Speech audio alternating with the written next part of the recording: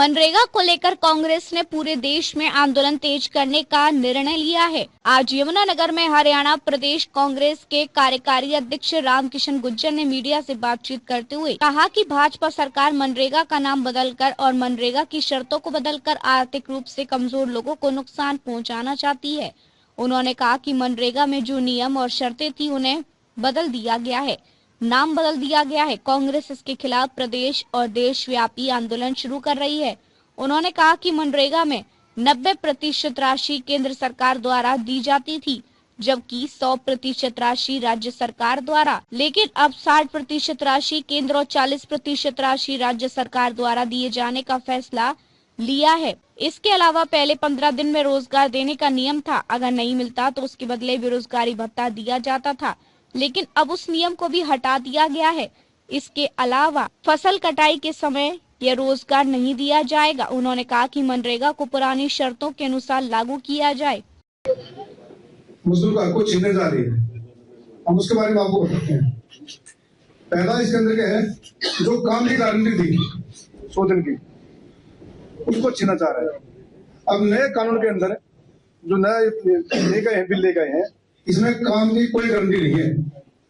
जो अभी सवाल था हमारे साथी का, 125 दिन कर दिए हैं, नहीं, कोई भी गारंटी नहीं है काम के इसके अंदर। एक तो छीना जा रहा है। मजदूर की जो गारंटी थी उसको छीना जा रहा है। पंचायत और ग्राम सभा में को कमजोर करना, ये भी एक मकसद है कि जो पंचायत के पास अधिकार था अपने गांव में रोजगार देने का, उस अधिकार को भी सरपंच से छीना जा रहा है।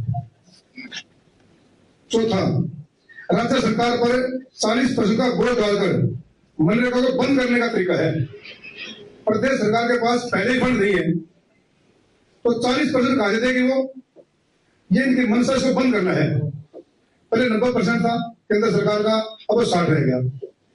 प्रदेश सरकार तो पहले ही कर्जे में डूबी है भाई, कितना कर्जा आप देख लो ना प्रदेश में, तो ये इसको बंद करना चाहते हैं। इसका असर क्या पड़ेगा गांव में?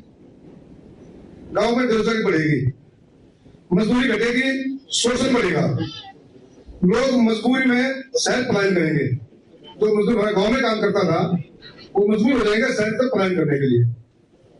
गरीब परिवार का घर चलाना मुश्किल होगा, महिलाओं का रोजगार सबसे पहले छीनेगा, पंचायत का अधिकार खत्म होगा, दलित, पिछड़े, आदिवासी समुदाय को मनरेगा के 90% मजदूर है, उनका बहुत बड़ा नुकसान होने जा रहा है। 2005 में यूपीए की सरकार बनी।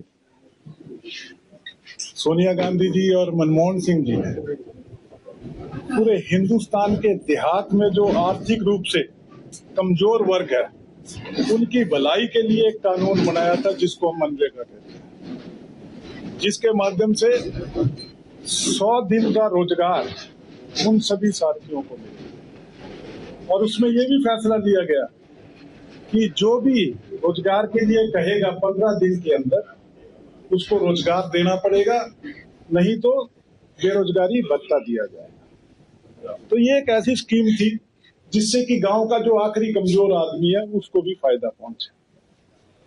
और इस मनरेगा के माध्यम से आप देखें कि बहुत लोगों को रोजगार मिला।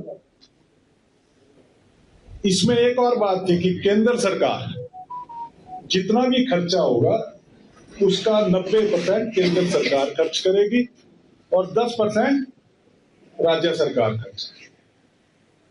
आपने कोविड के समय भी देखा, बहुत लोगों को इसका लाभ हुआ। पर अभी क्या हुआ, बीजेपी सरकार ने इस मनरेगा को खत्म करने के लिए एक नया कानून लेके आए, जिसमें इन्होंने वीडी ग्राम जी के नाम से, और उसके अंदर वो सारी बातें खत्म कर दी